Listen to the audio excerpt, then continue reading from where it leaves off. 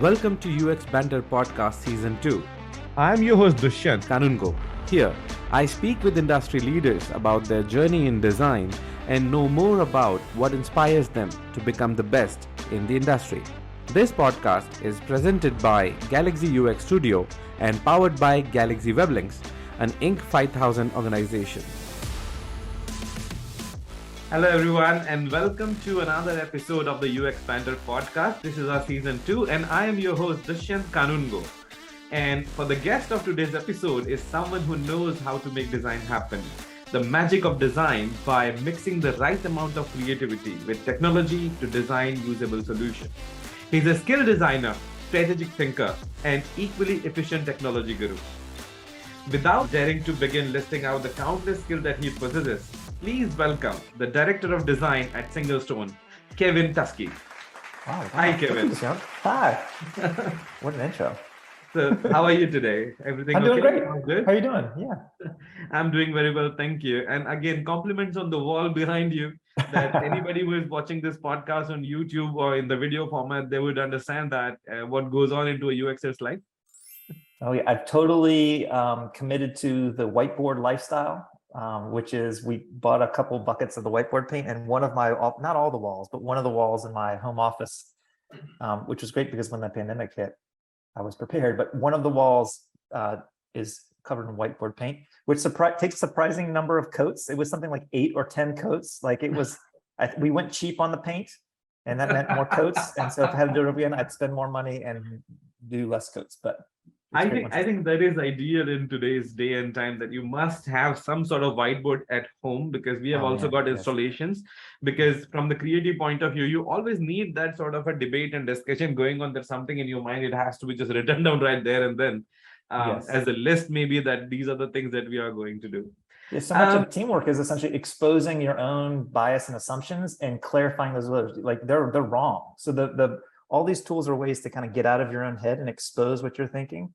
And then everyone can hash it out and align and then iterate based on that. So like there's so many things that I use are sort of silly, childish things. If you think about what sticky notes are, these colorful square things with adhesive on the back, big thick markers. I mean, I've got a bunch of whiteboard markers nearby and scissors and things like that.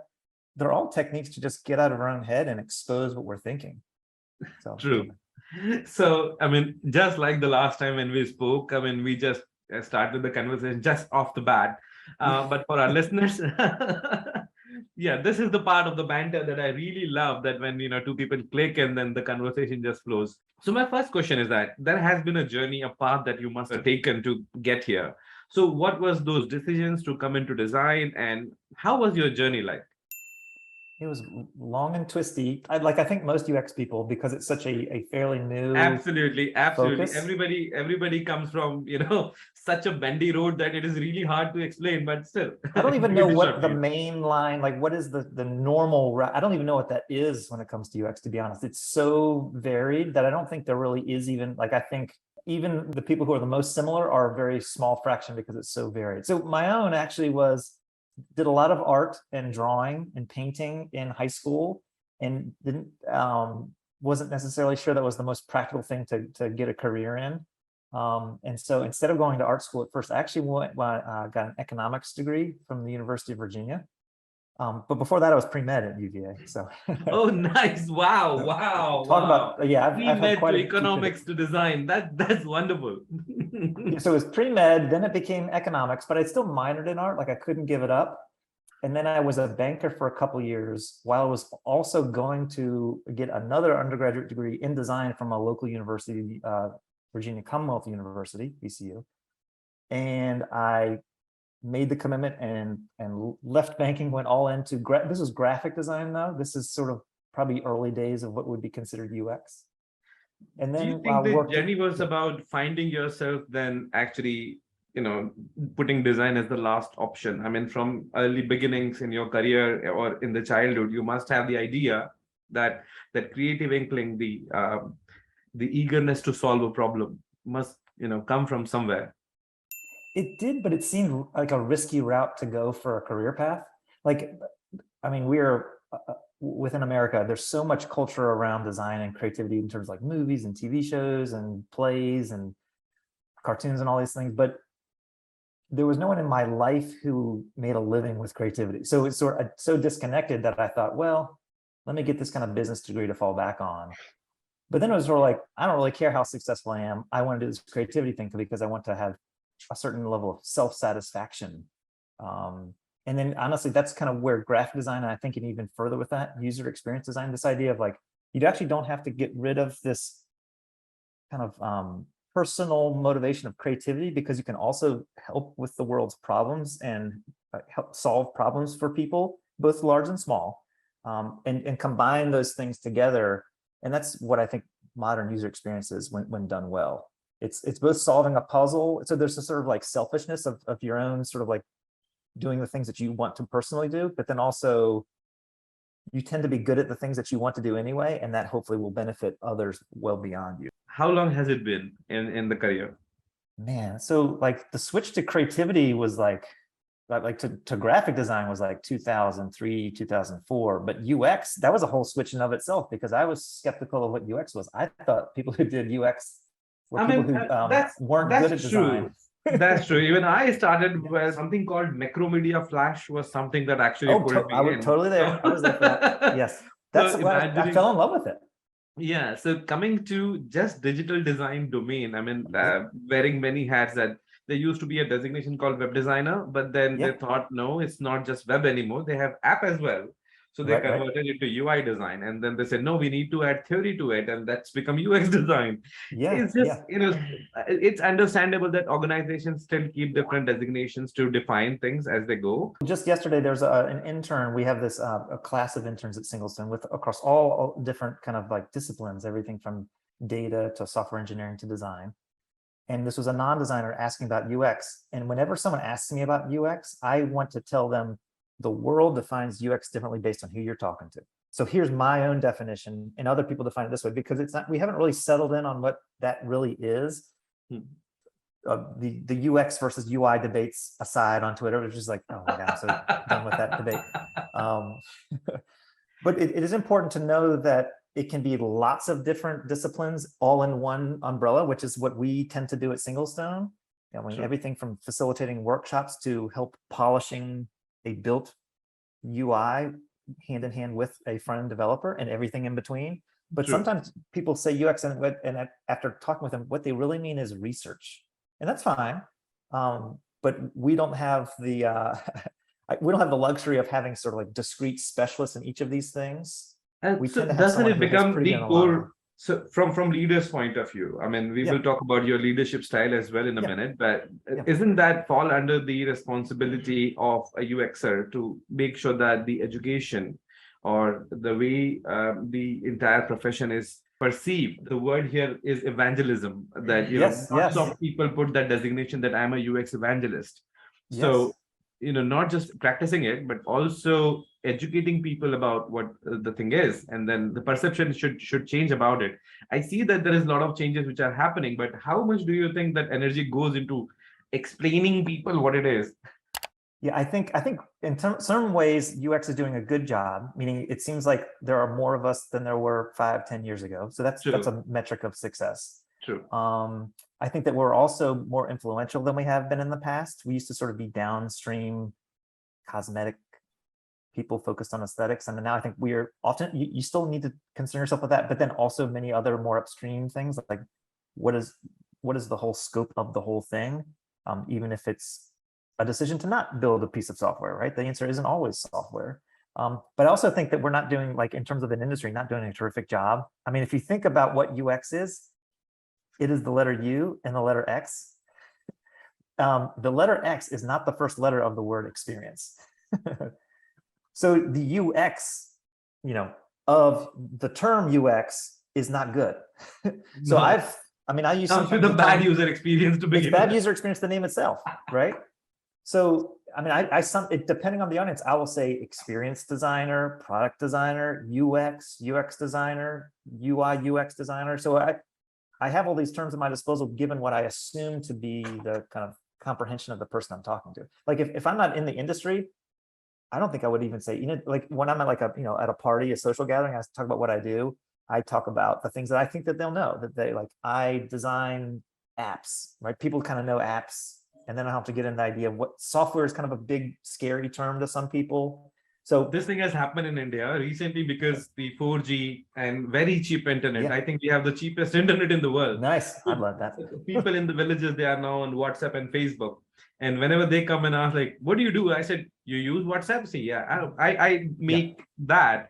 Yeah. And Yeah. that's it. I mean, that is the best explanation you can actually give to people who have no idea about what goes on into software or the industry or the design. So the easiest It thing grounds them somewhere, and then if they don't care, they won't ask a follow-up question. But if they do care, they're like, oh, there's a hook that they're more likely to say, like, oh, I know that. Like, let me ask you this thing, or do you mean this instead of that? Like, so I mean, my parents probably think I just work on computers, but people who've grown up with the internet tend to know some of these nuances that people who aren't sort of digital natives understand. Yeah, my parents have no idea either. That they have no clue that what do I do for a living.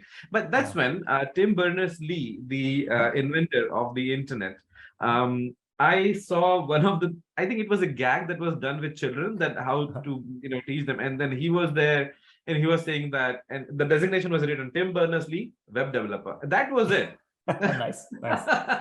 So I think just being on the core skill set, then when he said he's a web developer, and the kids go to ask the guy who created YouTube that, okay, I made YouTube, and the question was, did you create the Charlie Bit My Finger video? Because then they're both in the same place, right? Like, who makes what? Yeah, that's so funny. I heard I heard that Stephen King was testifying in court or something like the other day, and he introduced himself as freelance writer. Like, that's kind of what he does. He's just a writer. Yeah, so you can either hype them the mother of the dragons and all that, or this is Jon Snow. So either way it actually works. But the truth is that in the end, if we go down to our core skill set, in the end, if we are going to a big conference and just introduce ourselves as I am a designer, that should be sufficient, because rather than putting in all the hype names that I do this there and that there, just say you are a designer and stay true to that singular noun associated with your name. I think that should cover the umbrella. Yeah, today it's apps and software, right? That's the in vogue, marketable, lots of money being invested there. But there's probably a world in the future where it's a different medium. And I would think that most of the core skills that I think that I have and I try to grow in others are portable to, whether it's like holograms or augmented reality and virtual reality, like, or something we haven't even thought of yet. Like, even if it's sort of like service level design, I mean, these things apply no matter what, I think. And I think that's a better way at tackling getting established in the industry versus I'm so good with Figma. And that's important today. But if you are terrific in Vision, it's becoming an obsolete skill. So True. So again, the thing is that, like, I think it was, I read it somewhere, I think T.S. Eliot said it, that when you have to hang a hat on a hanger, so the hat is important, hanger isn't, that you can hang your hat on any hanger that comes in front of you. So you need to ensure that, your ideas are important. It doesn't matter what tool you're using. If you have to write something, it's a pencil or a pen or a chalk or a marker, it doesn't matter.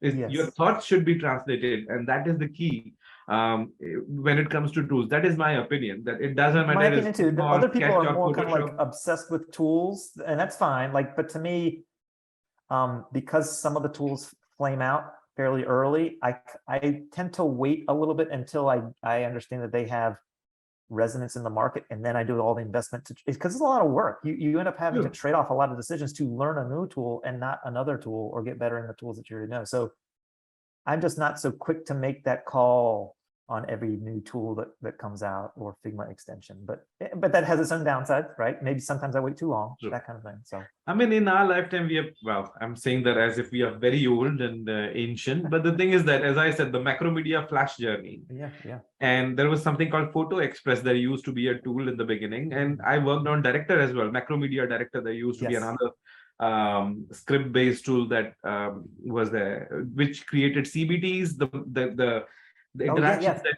they came on the CDs, that you buy a magazine, it would come with a CD, and then in that desk you have this entire interaction created. And those were the days pre-internet, that if I can't access the internet, I would go and buy the disc. I've spent so much time at bookstores, gosh. Your software textbook wasn't worth anything unless it came with a CD-ROM. True. That was the standard. So many books, my goodness, like so much money wasted. Like I think I had 2 director books. I never learned director, but I was always intending to learn it. And then it died before I ended up learning. And I was So in India, we did this trick where we would go to the bookstores after the deadline is passed. As in, if you go there and do not buy the current month's magazine, but ask for the previous month. So what they used to do is that they returned the magazines, but they kept the discs. So you would buy the disc a lot cheaper than the cost of the actual book. So if the book was say 100 rupees, the disc would be 25. So you get those discs. So if you get like 4 of them, you are set for the like 2 weeks at least. Wallpapers and screensavers and the game demos. And in one of those discs, I found Macromedia Flash to begin with. The demo authoring tool, like you could wow. That was like $1,000 item back in the day. I can't remember how much it was. No, it was not $1,000. It was a demo version, but it came in for free. Yeah. And then I just went to the tutorial and see that how it actually works. And it turns out that it could animate things, and just blew my mind. And that's how I came here. Yes. I love hearing the hustle of how you essentially had to break in. Like we all have a version of that. Like I remember showing a friend of mine in college and their dorm. It wasn't my dorm room. I went to my website, like the university sort of gave you a web domain, and no one used it in the days, but some people did. I did, and it had a bouncing ball that I had made in Flash, and I thought it was just like the most exciting thing because it was their computer, not mine. So it was the internet working, and it was like an 8-frame animation with some squash and stretch and momentum. The person sort of rolled their eyes; they weren't impressed. But it was a spark. I could understand sort of like all the implications of some of this technology, where it was going, and that's what kind of got me geeked. Cool. Well, I am really enjoying this banter, and I think we can go on for hours just talking about the nostalgia and things. One thing which I really want our audience to know is that when we spoke together and earlier with the discussion that me and Kevin had, one thing that was just clicked, that we are in the similar profiles, similar positions. The work we do is the day-to-day activities are the same. So, getting started with the conversation was so easy that getting lost there is even easier. So I'm bringing the conversation back to my rapid-fire questions before we go. Reel it in. I've been talking for hours, just that's why. So I need to shuffle the deck so that I don't know which order these questions are coming in. Your last Google search. Oh my God.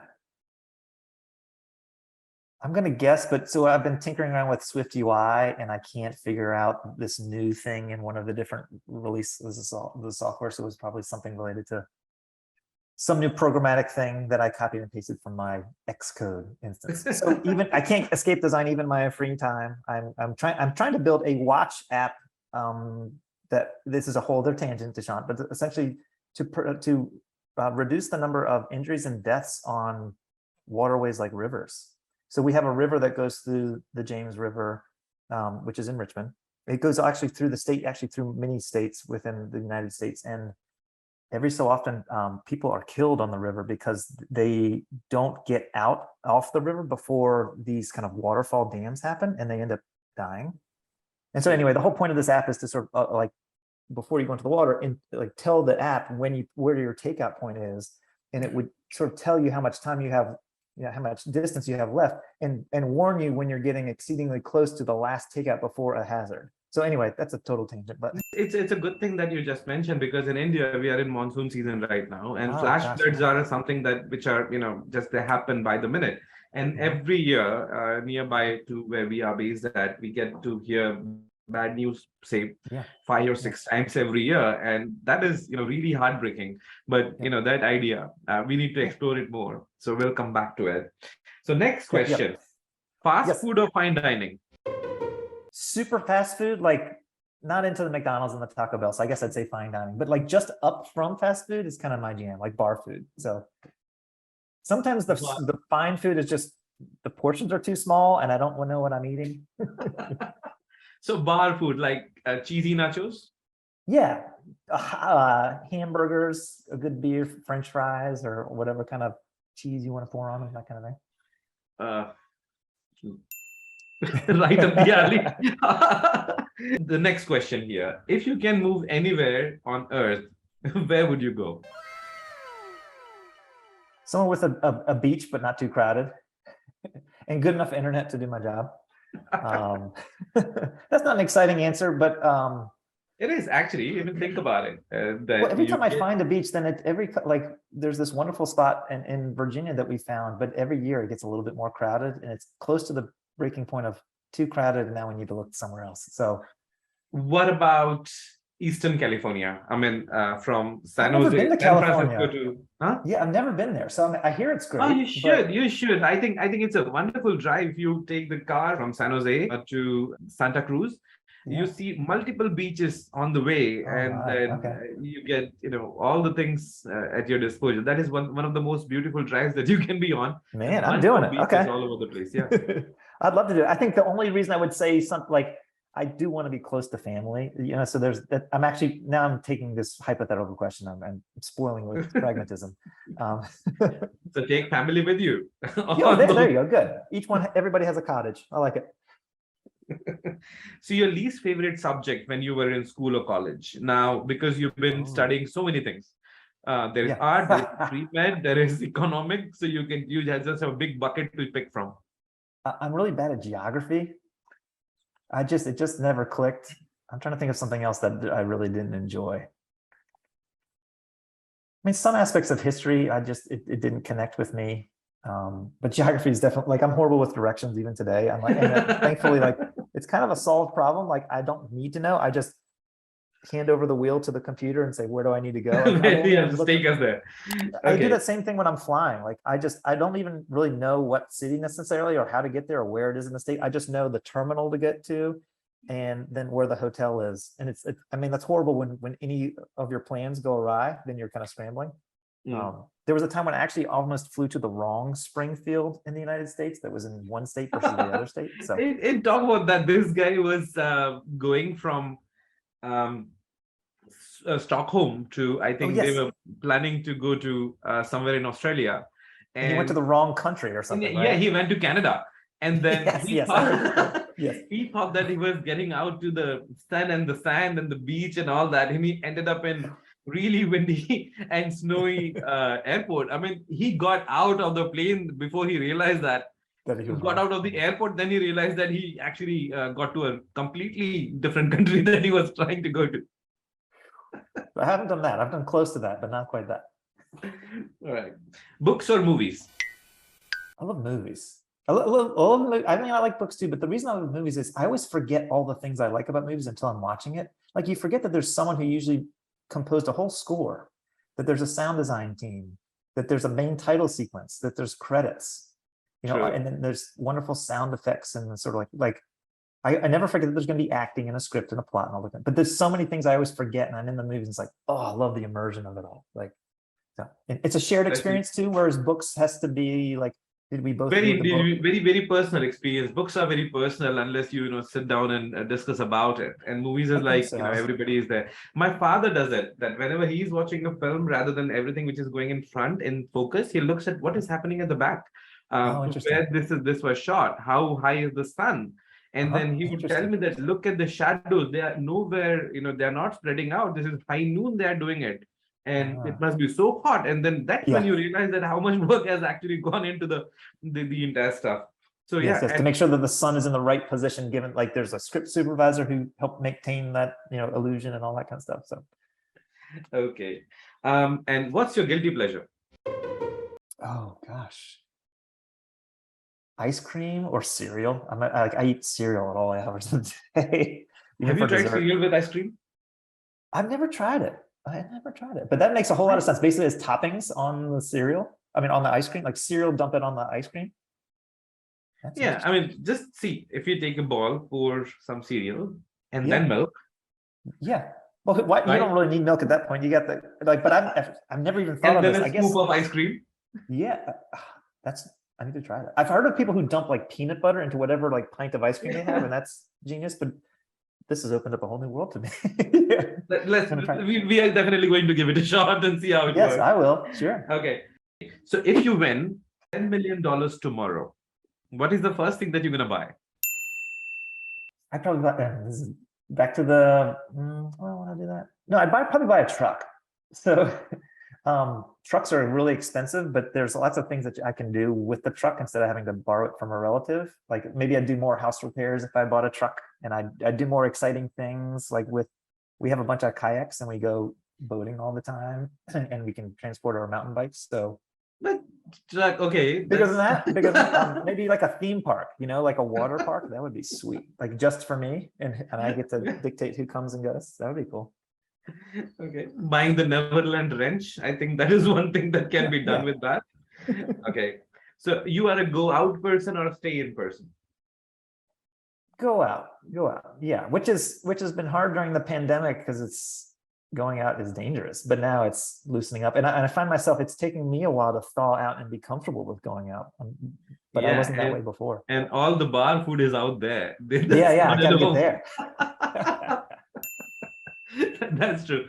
Okay, and finally, sunrise or sunset? I hardly ever see the sunrise because I'm just sleeping in. We have a really nice sunset view at our own house, so I'd say sunset. It's always a little bittersweet because the day is ending. So I guess I'd say sunset. As much as I like to see sunrises, when do you see the sunrise though? Are you waking up that early? No, I like them, but never get to see them. Yes, me too. I wish I was a sunrise person, but alas, I am not. I think that's when you have to be an Australian to do so, because they start the day like crazy early. Say they wake up like 3:30, 4 o'clock in the morning, and they go on jogging at like 5. The work starts at 7, and the lunch is like 10:30, 11 o'clock, and 3 o'clock everybody just goes home. That's Sydney that I'm telling you about. Okay, I mean, I could give that a try. I guess that would take some getting used to. True. Coming back, I think I'm going to be asking the real question here. Okay. So being the director of design brings us with a great deal of responsibilities. Yeah. So if I have to ask, how would you describe your leadership style? Let's see. I'd like to think that I lead by example. And then I'm a consensus builder versus command and control. Maybe everyone would say that these days, but I've learned a lot from people I've worked for as bosses, and essentially learned what not to do. I've collected lots of things to not do and avoid, and that's more so what to do than not to do. I've also played sports for a while growing up, like at least through high school. So I see myself as a coach, not like a manager, but actually I want to help everyone on the team achieve as much as their potential as soon as possible. So what that means sometimes is pushing people a little beyond what they would choose to do without being asked, like extend just a little bit out of their comfort zone. If I'm confident they can deliver on that, and then when they do, push them a little bit more. Like to me, that's a way to have them grow. There's so many parts of design which are not just kind of going into a cave and sitting at your laptop and banging out a couple design comps. There's some of that involved too, but it involves like talking to people and sort of persuading people to your vantage point and understanding all the different parts that touch a system, and you'll be able to form an opinion and state it confidently into a very senior audience sometimes. And even there's like social aspects of the job that I think are helpful, whether it's like, sometimes grabbing coffee with someone, or going out to lunch with someone, whether it's someone on my team or someone beyond. Like, you actually find out really good information there, and it's a great way to get past some of the nonsense when you're just in the office. But so in terms of like a leader of the design team, I'd like to have them kind of grow as fast as possible and expose them to opportunities and not pigeonhole them. And actually, like, kind of build and grow people to be my replacement or even something better than me. It's kind of fallbacks are essential whenever you're designing, say, creating a design op to put into practice, even though everything is on a conveyor belt, so to say, in a factory pattern, things are working. So templates are there and things are automated a lot so that the process is in place. So everybody knows what would happen after what you're doing. But in the end, there has to be the trust factor and yes. Challenging people. Both the things have to be considered. So I agree with what you just said. So as we know, the design management and problem solving are interconnected. How do you employ the best suited methods for solving the problem and navigate the challenges that come with it? Yeah, so there's a lot involved. There was a time when I was a UX designer on a team and reported to someone else. And what I was finding is that because I work at a consulting company, we have contracts that come in and we work for a period of time with them and then they go away. So it's this kind of churn that's similar to working at an advertising agency, right? It's a similar kind of model, which is quite different than most of what I hear talked about, the scenarios on kind of like design Twitter or social media. It assumes that you work for the company most of the time, or you're a freelancer. And so there's not a lot of people kind of vocalizing my experience, and it sounds similar to your experience. I wanted to be, I thought that the problem had been too tightly constrained by the time it got onto my radar at that point of being in that role. So I was actually kind of advocating to be in a leadership role and then also be more influential in the sales process. There's a lot of design that happens in the sales process at a consulting company. True. You have to be, thinking on your feet. Somebody that Totally. I was talking to here who run their own design studio here, they said that only accounting is something that is non-essential for a UX person. Everything else, sales, marketing, designing itself, managing the client, everything has to be done by the UXer themselves, because if you're writing a blog post or a social media post, unless you know what you're talking about, everybody has to know what UX is, otherwise it is pointless. That's right. Yeah, so like, and even if it doesn't relate to exactly like the look and feel of the software, but sometimes sort of like, because we tend to at SingleStone build a lot of software, that's one of the things we do along with cloud and data and DevOps and client consulting. But when in the contract and these proposals, there tends to be a little bit of a scope defined what's in there. Now we like to keep it as broad as possible because we haven't even begun to do something like discovery before we even do the implementation of the build. But if I'm thinking like a client who's deciding to sign a contract or not, you do kind of want to know some sense of what you're going to get, or at least the outcome that thing will produce. So my goal is to understand the context as much as possible, just in the sales process, keep it deliberately as undefined as people are comfortable with, so that the discovery can actually be true discovery, and we haven't already been like, handcuffed to do, we're all going to build this type of software, right? And that way, when you understand what the problem is that you're trying to solve, and it's stated in a kind of like very kind of, I wouldn't say vague way, but I'd say like not overly prescriptive. You shouldn't bake a solution into the problem statement. That frees up so many different options that you can explore and discuss the trade-offs, both in terms of how much technical effort will be involved and what the business outcome will be, and then will users desire to use this system and be willing to adopt it. There's trade-offs galore. And so I like to kind of shape what the proposal is to, because I can't assume that I'm going to be on the discovery project, but whoever is has a good combination of kind of freedom to explore, but then also making sure that what they do produce, it affects the outcome of eventually the client is looking to produce an outcome. Absolutely, right? Absolutely. And this is where the entire frustration from the client's end can be observed, that they have to explain the problem first when they are talking the first time to somebody from sales. Then somebody who is doing the quotation and talking to them, the conversation is repeated, and then somebody who is the discovering coming back and asking the one question they've already answered like 3 times.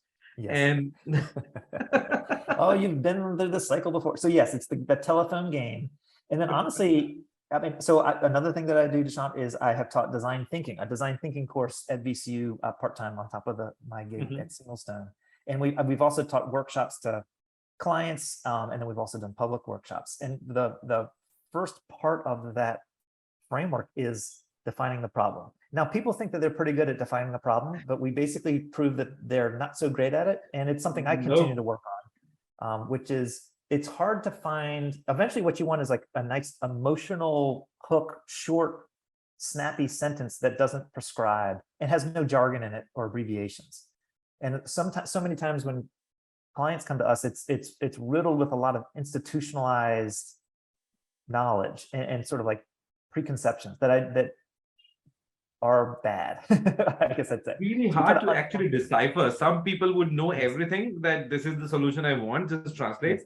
Some people have no idea what happens in the software, and that would be like, do you need a password recovery feature? Yeah, put it in. Sometimes it helps them, like sometimes the client is exactly right. Even after discovery, turns out that we have validated their initial instincts.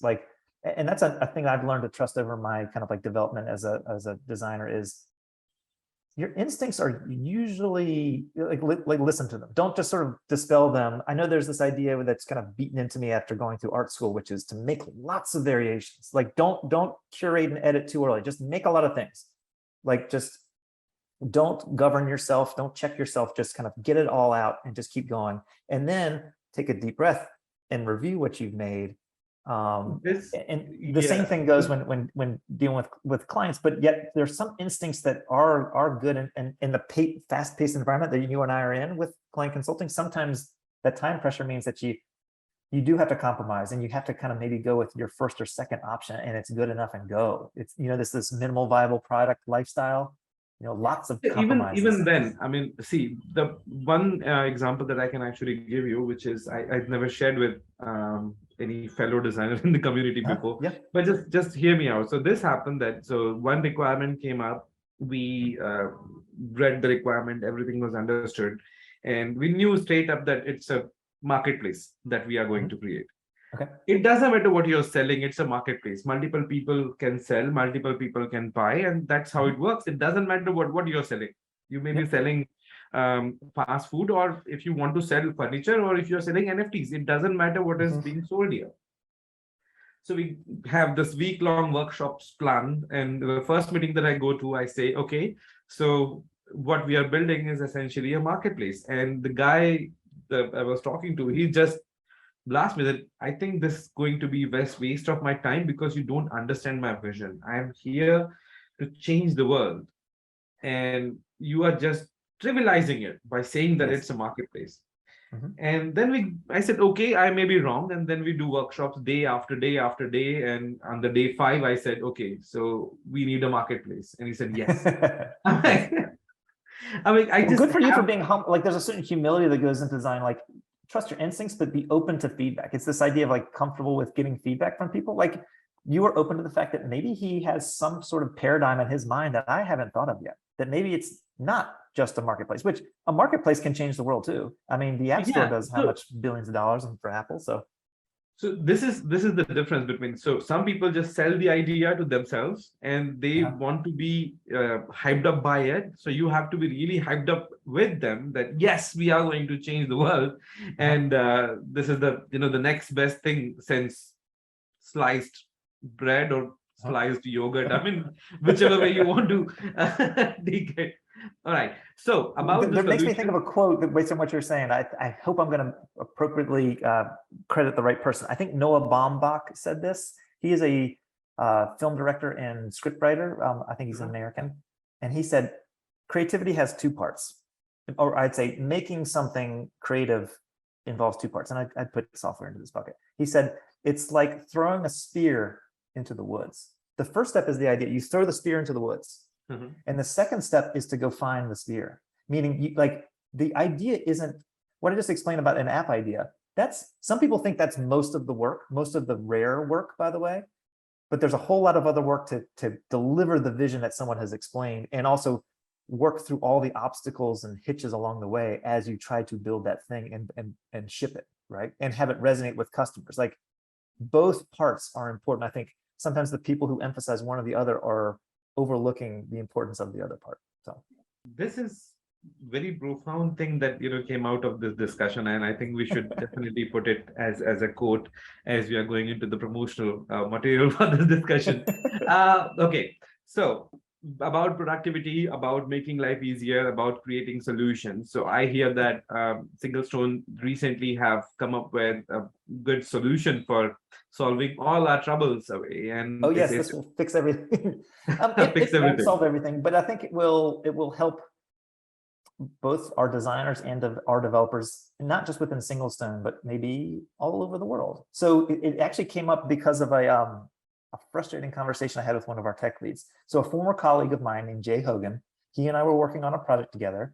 The scope of the project was to do discovery and just that. We actually weren't necessarily going to be building what we had prototyped in the discovery phase. So discovery is like most discoveries. I don't know if that's the term that most people use, but it's essentially kind of talking to customers and observing them, interviewing them, talking to stakeholders, understanding how the process works today on a certain thing, and then maybe making recommendations of how the process should be different. It's also a technical assessment of how we're actually going to deliver some of the solutions we're considering. So there's a technical architecture kind of status quo, and then we try to figure out ways that might work in the future. And then we start making design mock-ups based on a lot of that information about the way some of the software could work. So as a part of this process, I was involved as the designer. Jay was the tech lead. There were other people involved in the project too. One of the screens in my mock-up showed a select box. And it was a prototype. So when you clicked it, then you saw the select options. And Jay kind of flipped out. And he flipped out because what I had done is I had shown a custom, unique design of what those select options look like when you click the box to open up and show those options. And he's like, he basically said, like, I can't take it. We can't custom design every little nook and cranny of an experience. Well, we could, but do you understand the cost and timing implications of such a choice? And so all I had done is essentially, I thought I was just kind of being consistent with some of the designs leading up to that, because a custom design was within the scope of us likely to do. Anyway, that was just the spark that led to a lot of decisions, meaning, why aren't we just using the right HTML component for the right UI element? Number two, because I'm a consultant and I work with different clients, a couple times during the year, the amount of times I've had to finesse a button element and a text input button, and so many of these foundational UI elements that are really hard, by the way, very hard to make both beautiful and accessible and simple to build. It's hard, I get it. Especially with, like, I guess I'd say heightened attention to accessibility. Many of the frameworks that are household names, at least if you're a friend developer, are not terrifically accessible. There's a lot of bloated code. Wait. Just to give the context that we are talking about an open I'm talking about design system. System from SingleStone, which is called Sugar. And you can find the link in the description and on the screen here if you want to try it out. And we just listened to the origin story of how it actually came to be. The lengthy preamble of the Sugar design system that is for building beautiful web experiences that are fully accessible by default and do it quickly. So it's going to be a growing. So this is not just a bunch of Figma files. This is both that and the code base in order to make that as simple as installing Sugar. And if you like our defaults, you just use the proper utility classes and everything works terrific. But there are easy ways to kind of jump off of those kind of opinions and use something like Tailwind CSS to make kind of deviations. You can also choose different accent colors, and then you can even do your own custom CSS on top of it. Anyway, that's a little bit of the pitch for the Sugar design system. I think that is, we are definitely going to try it out. And if it is open source, then obviously a lot of listeners should, download it and give it a shot. I mean, these are the things which are, easily, not to come by. And since it is open source, you can contribute and see that if you can make a positive contribution towards the design community. Yes, we're looking for contributors because there's so many UI components that you kind of need in a sophisticated design system. It's not just 6, it's more like 60. So we'll be building, and we would love to have collaborators help us build those components. And talking about collaborators, I hear that the SingleStone is still hiring or growing the team as well.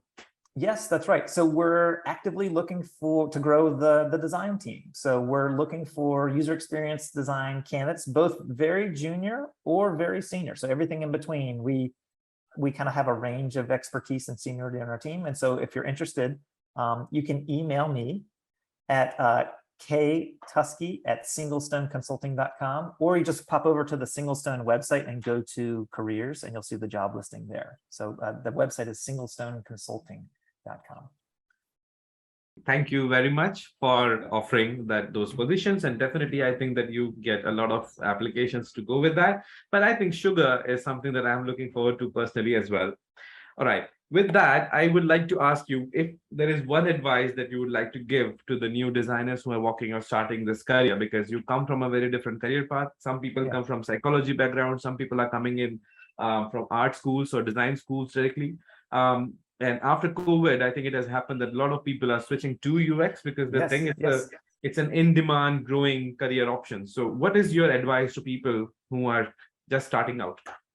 So first of all, I'd say sort of like, as much as you can, silent your imposter syndrome impulse.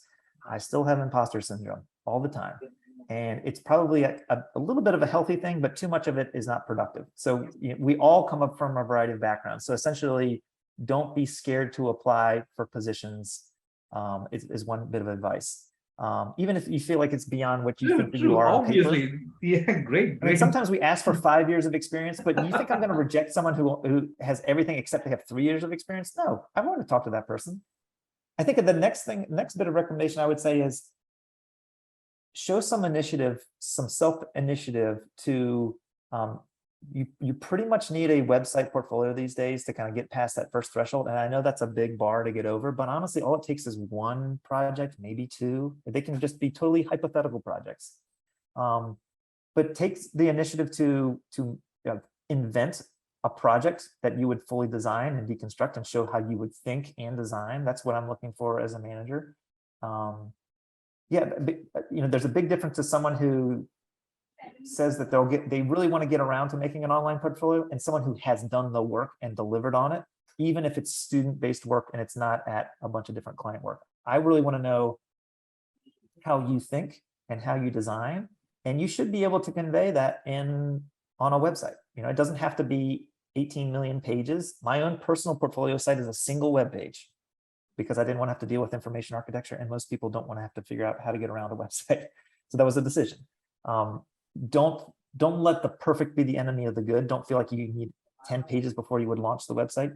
What could you produce in a single page? How could you show your this is where they also say about the web in its early stages, the shipped is better than perfect. Totally. Yes. That's why like Steve Jobs used to talk about like shipping something is a very important deal, right? So if like, even for some of the teams that I'm on, a lot of times we've done a lot of discovery work. We started building something until it's actually released. We have produced pretty much zero value to that business. When it's shipped, now we have users be able to interact and benefit from the system. But that is a lot of investment with no return on your investment until it's shipped. So be able to make compromises and trade-offs and be willing to be humble as a designer to be more likely to ship something. Don't be too indulgent with your design priorities. I like to start there, but if a lot of times you need to make a compromise because what's most beautiful or user-friendly is oftentimes much more complicated to build and maybe not worth it at this point in time. So yeah, like ship the good enough and then enhance once you've actually successfully shipped something. That's a little bit for people who are already in the industry, but yeah. So great advice. And Kevin, I believe even the time that we had is now short, and this is going to be one of the longest episodes, even after the others that is going to be. But trust me, the conversation is not over yet. I would like to have you back maybe next season so that we can talk more. And this was a blast talking to you. This is the second time that we just, started off the bat and the conversation just took its own life. Not took it honest. It's wow. You know what I mean? It just came alive and we can keep. Honestly, like I won't even have to wait for a podcast. I'd love to just like chit chat with you in between. So, all right. To all the listeners, this was Kevin from SingleStone, was very gracious to join in. And anybody who is in the industry would realize that this sort of banter is everybody just dies to, have when you're meeting the like-minded people in the industry. And this is where the conversation in the industry comes alive.